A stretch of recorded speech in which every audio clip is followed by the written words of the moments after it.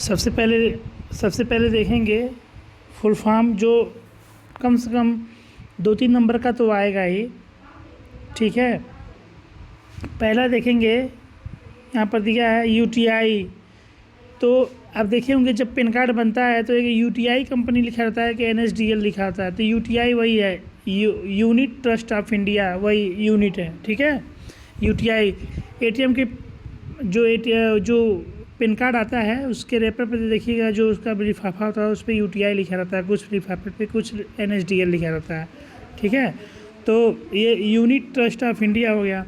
फिर दूसरा आपका हो गया AMPC, automatic mail processing centre. ये 2 जगह है, दिल्ली और कोलकाता में। और इसका काम होता है कि जहाँ पर बहुत सारे मेल आते हैं, बहुत ज़्यादा, मान लीजिए कई लाख मेल पड़े हुए हैं। ठीक है, उसको कैसे उसको सॉर्टिंग करना है, कैसे उसको छांटना है, तो ये आदमी के जब वहाँ पर आदमी करेंगे तो बहुत टाइम लगता है, तो इसलिए वहाँ पर मशीन के द्वारा कराया जाता है। ये 2 जगह हैं, दिल्ली और कोलकाता में। ठीक है, चूँकि यहाँ पर जब बाहरी कोई मेल आता है, विदेश से कोई चीज़ आप मंगाते हैं, तो यहाँ दिल्ली और कोलकाता से, मुंबई से होके आ जाता है। जो बड़े बड़े शहर होते हैं वहाँ पर अभी खासकर 2 जगह पे है। ठीक है, तीसरा है एपीओ, जिसका फुल फॉर्म होता है army post office. Army post office, देखिए पोस्ट ऑफिस का एक तरह का एक अलग विंग्स है, अलग पार्ट है, जहाँ पर आर्मी में जो लेटर का आदान प्रदान होता है। चूँकि आर्मी की जो सूचनाएं होती हैं कॉन्फिडेंशियल होती हैं, वो ऐसे नहीं भेजी जा सकती हैं, तो उसके लिए आर्मी पोस्ट ऑफिस इस्टेब्लिश किया गया था भारत सरकार के द्वारा। इसमें वही एम्प्लॉय, लगभग मान के चलिए 75% एम्प्लॉय जो होते हैं वो डाक विभाग के थ्रू ही जाते हैं। वो भी डाक से, वो जीडीएस नहीं जाते हैं, वो उसके लिए एमटीएस जाते हैं। मिनिमम क्वालिफ़िकेशन आपका एमटीएस होना चाहिए। पहले जीडीएस को भी रिक्रूटमेंट किया जाता था उसमें, लेकिन अब नहीं किया जाता। अब बस एमटीएस, मिनिमम एमटीएस होना चाहिए। ठीक है, एमटीएस, पीए, एसए, इंस्पेक्टर, एसएसपी, ये सब होने चाहिए। ठीक है, ये जो आर्मी की चीज़ें हैं, आर्मी के जो लेटर होते हैं, वो इनके द्वारा भेजा जाता है। आर्मी को जो सुविधाएं दी जाएंगी, जैसे यमो हुआ, बुकिंग हुआ, जो सारी सुविधाएं जैसे पोस्टल आम जनता के लिए होता है, उसे आर्मी के लिए अलग होता है। ठीक है, फिर एक होता है EMDW, इसका होता है memo of distribution of work. यहाँ पर सामने लिखा हुआ है, देख लेंगे। तो memo of distribution of work का मतलब ये होता है, जैसे मान लीजिए किसी कंपनी में बहुत सारे काम हैं, तो कौन आदमी, कौन एम्प्लॉय करेगा, सबका काम अलग अलग डिवाइड होता है, उसी को memo of distribution of work बोलते हैं। ऐसे मोबाइल में भी होता है, कौन ऐप कौन सा काम परफॉर्म करेगा, कौन ऐप कौन सा काम परफॉर्म करेगा। ठीक है, यूट्यूब है, जैसे यूट्यूब है तो आपको वीडियो दिखाएगा, वीडियो अपलोड कर सकते हैं, गाना सुन सकते हैं। बाकी व्हाट्सअप है तो मैसेजिंग कर सकते हैं। ऐसे सब ऐप का अलग अलग काम है। ऐसे विभाग में भी होता है, हर एम्प्लॉय का अलग अलग काम होता है। ठीक है, ये चीज़ है। फिर यहाँ पर देखेंगे APPU, Asian Pacific postal union.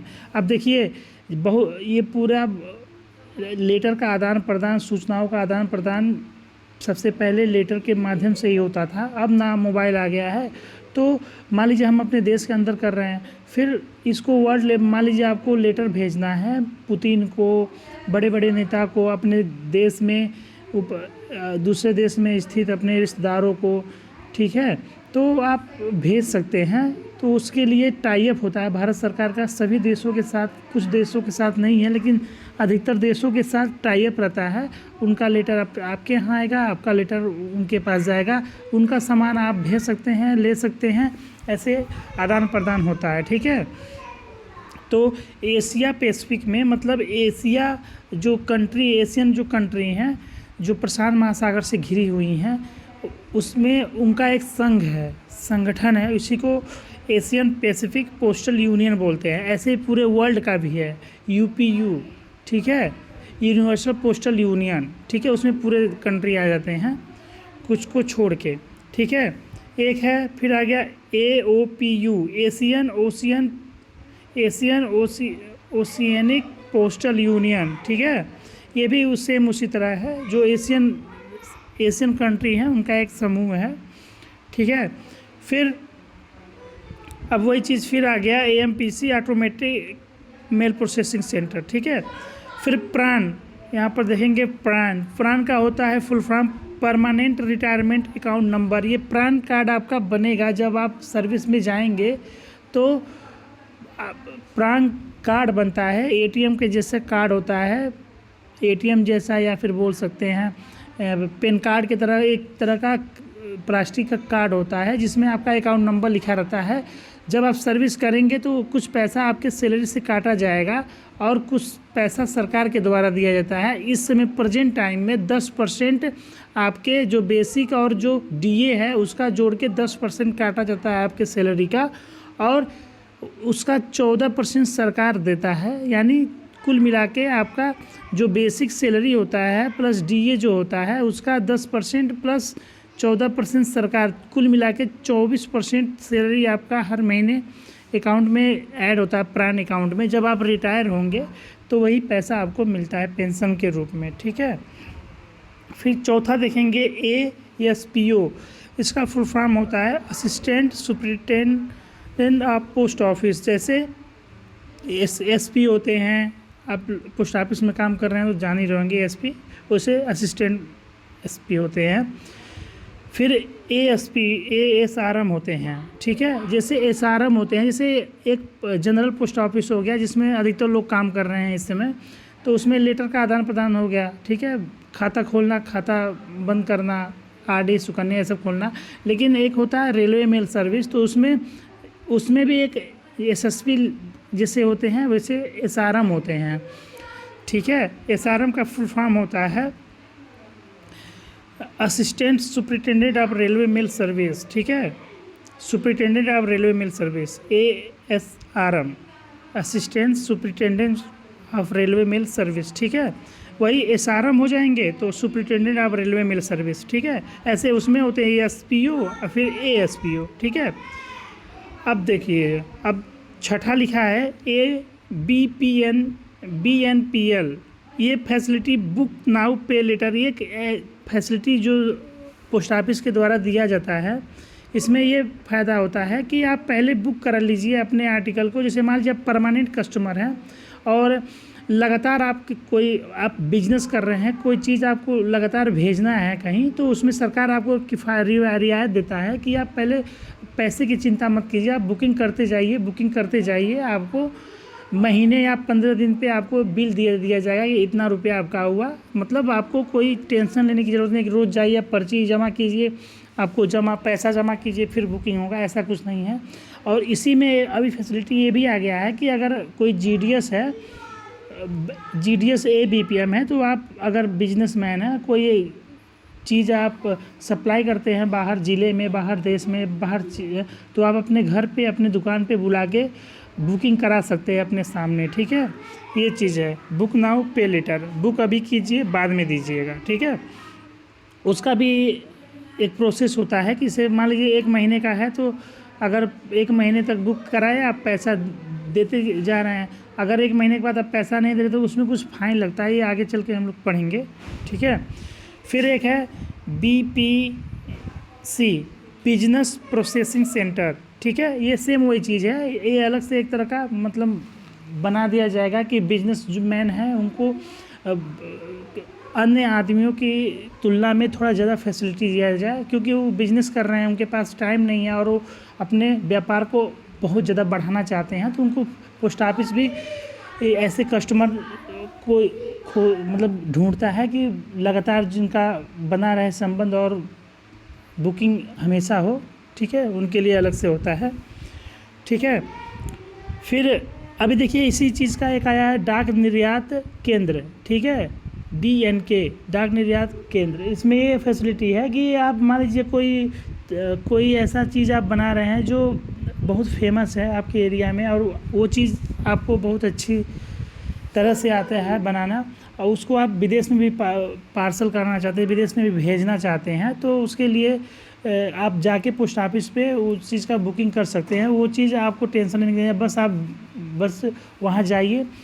डाक खाने का जिम्मेदारी है कि वो आपकी जो फॉरेन में जो कस्टमर है उसको वहाँ तक पहुँचाने की जिम्मेदारी डाकघर की है। ठीक है, ठीक है। एक है, फिर है BMO, बल्क मेल ऑफिस। ये बल्क मेल नाम से लग रहा है, बल्क मतलब बहुत ज़्यादा, मेल सर्विस ऑफिस। ठीक है। फिर है CBPO, ये भी है सेंट्रल बेस पोस्ट ऑफिस। इसमें देखिएगा जब फुल फॉर्म आता है तो इसमें एक दिया रहेगा सेंट्रल बेस पोस्ट ऑफिस, फिर एक जगह दिया रहेगा सेंटर बेस्ड पोस्ट ऑफिस। तो देखिए बेस्ड जहाँ पर रहेगा वो नहीं होगा, बेस होगा। ठीक है, ठीक है। इसका हेडक्वार्टर जो है न्यू दिल्ली में है। ठीक है। अब देखिए एक है CMO, corporate mail office, corporate mail office. ठीक है। फिर है क्या, PSSK, इसी नीचे देख लीजिएगा, इसका फुल फॉर्म है पंचायत संचार सेवा केंद्र। ठीक है। फिर है 10वां CPMG, chief post master general. देखिए CPMG सबसे बड़ा पोस्ट होता है पूरे सर्कल में, एक जितने सर्कल हैं CPMG सबसे बड़ा पोस्ट होता है। CPMG के बाद आते हैं PMG, PMG के बाद, ठीक है, DPS हुए, फिर उसके बाद SSP हुए, इंस्पेक्टर हुए, ऐसे पावर का डिस्ट्रीब्यूशन होता है। ठीक है, CPMG। फिर हो गया, ये हो गया HDMS, ठीक है, हेल्प डेस्क मैनेजमेंट सिस्टम। इस जनरली फुल फॉर्म है, पूछता है 1-2 नंबर का। COP, सर्टिफिकेट ऑफ पोस्टिंग, ये मिलता है जैसे मान लीजिए आप पोस्ट किए कोई चीज़ तो आपको प्रूफ के रूप में आपको एक कागज़ मिलेगा, इसी को बोलते हैं, ताकि आपके पास प्रूफ रहे कि हम ये चीज़ भेजे हैं यहाँ पर इस डेट को। ठीक है, इसी को सर्टिफिकेट ऑफ पोस्टिंग बोलते हैं। ठीक है। एक है IPVS, जिसको बोलते हैं इंडिया पोस्ट विजुअलिटी सिस्टम। ठीक है, इसमें का काम ये होता है जब आप बैग जब ओपन करेंगे या क्लोज करेंगे, डिस्पैच करेंगे, तो ये देखिए कंप्यूटर में एक तरह का सॉफ्टवेयर होता है, इसका काम ये होता है बैग क्लोज करना, ओपन कर दिया। जैसे मान लीजिए अपने ESO पे जाएंगे तो वहाँ पर इसी सॉफ्टवेयर में लॉगिन करके जो बैग बोरे में जो ATM आता है उसको खोलेंगे, स्कैन करेंगे, काम करेंगे, फिर बंद करके कंप्यूटर रख देंगे। ये तरह का सॉफ्टवेयर है। ठीक है। फिर है CBU, सेंट्रल बैगिंग यूनिट। ठीक है। फिर है DRC, डिजास्टर रिकवरी सेंटर। ये देखिए क्या होता है, जैसे मान लीजिए कोई चीज़ है, जैसे मान लीजिए आपका सॉफ्टवेयर पे काम हो रहा है, मान लीजिए कोई हैक कर लिया, किसी कारणवश आपका पूरा जो डाटा है डिलीट हो गया, तो उसको चूँकि बहुत सारे चीज़ हैं जो उस सॉफ्टवेयर कंप्यूटर में पड़े हुए हैं, तो उसको रिकवर करने के लिए 2015 में मैसूर में बना था। ठीक है।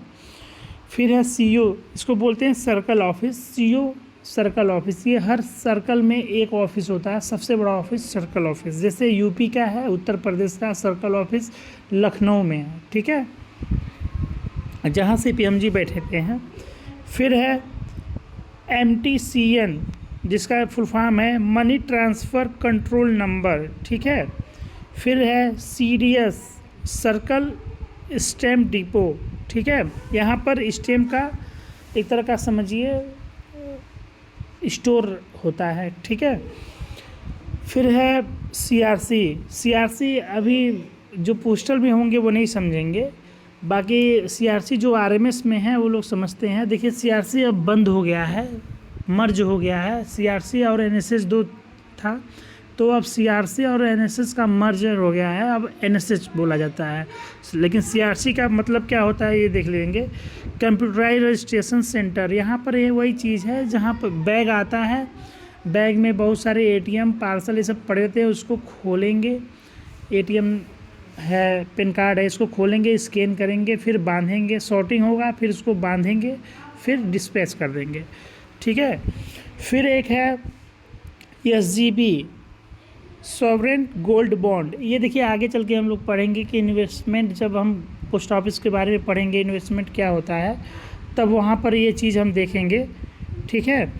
तो ये वो होता है, जैसे मान लीजिए सर आप सोना नहीं खरीदना चाहते हैं लेकिन सोने में इन्वेस्टमेंट करना चाहते हैं, जैसे सोना आप खरीदेंगे तो उसका वैल्यू वो तो क्या होता है, जैसे मान लीजिए आप मेकिंग चार्ज देंगे, फिर जब आप मान लीजिए कोई सोना आप 10,000 का खरीदे, फिर आप जब उसको बेचने जाएंगे तो वो 10,000 का नहीं रहेगा, उस कुछ कम हो जाएगा क्योंकि उससे मेकिंग चार्ज वोर्ज करता है सॉवरेन बॉन्ड में। और मान लीजिए उसको सोना जो आप खरीद के घर लेके आएंगे तो उसका चोरी होने का भी डर रहता है। लेकिन अगर ये सब चीज़ से छुटकारा पाने के लिए भारत सरकार क्या करता है, हर कुछ टाइम इंटरवल में सॉवरेन गोल्ड बॉन्ड निकलता है, वो खरीदना, वो RBI भारत सरकार के द्वारा निकाला जाता है। तो उसमें ये होता है कि आप उतने रुपए का बॉन्ड खरीद लीजिए, वो उतने रुपए देंगे तो आपका पैसा गोल्ड में इन्वेस्टमेंट हो जाएगा, ठीक है। तो उसमें आपको एक सर्टिफिकेट मिलेगा, कागज़ मिलेगा, जैसे हम लोग KVP ये सब करते हैं पोस्ट ऑफिस में, तो मिलेगा। फिर 7 से 8 साल के बाद कुछ ऐसे दुगुना हो जाता है, ठीक है। अभी वो आगे चल के उसको देखेंगे जब हम लोग पढ़ेंगे इन्वेस्टमेंट पोस्ट ऑफिस में, ठीक है। फिर एक है CBO, ये तो हो गया सेंट्रल बैंकिंग यूनिट, ठीक है। फिर एक है CVO सर्कल विजिलेंस ऑफिस, ठीक है। अब देखिए एक होता है, अब देखिए बैक ऑफिस कितने प्रकार के होते हैं। बैक ऑफिस देखिए 4 प्रकार के होते हैं। एक होता है यूनिट बैक ऑफिस, ठीक है, UBO जिसको बोलते हैं। फिर एक होता है डिस्ट्रिक्ट बैक ऑफिस, DBO जिसको बोलते हैं। एक होता है सर्कल बैक ऑफिस, फिर सेंट्रल बैक ऑफिस, ठीक है। बाकी इसमें नोट्स बना लीजिएगा, ठीक है। बाकी अभी बहुत सारे फुल फॉर्म है, कम से कम मान के चलिए 80-90 फुल फॉर्म है जो आता है, ठीक है। अगला वीडियो, ये वीडियो चूँकि बहुत लंबा हो गया, 15 मिनट का 16 मिनट का हो गया है। अब अगले वीडियो में अभी इसका देखेंगे व्यू कैसा जा रहा है, उसके हिसाब से अगला वीडियो बनाएंगे, ठीक है। मिलते हैं अगले वीडियो में, तब तक के लिए बाय।